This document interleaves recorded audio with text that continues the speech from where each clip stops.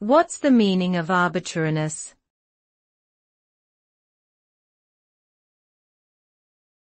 Arbitrariness.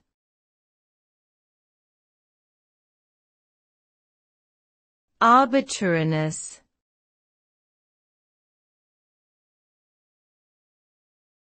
Arbitrariness.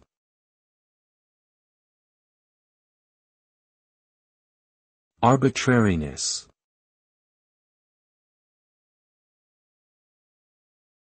Arbitrariness refers to a situation where decisions or actions are made without any clear or objective reasoning.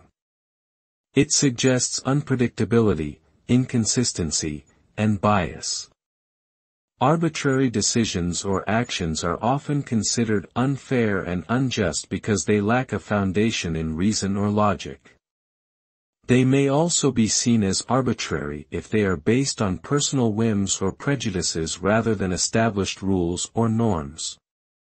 This can create a sense of powerlessness and frustration among those affected by such decisions or actions, as they feel that the outcome is beyond their control and not based on fairness or justice.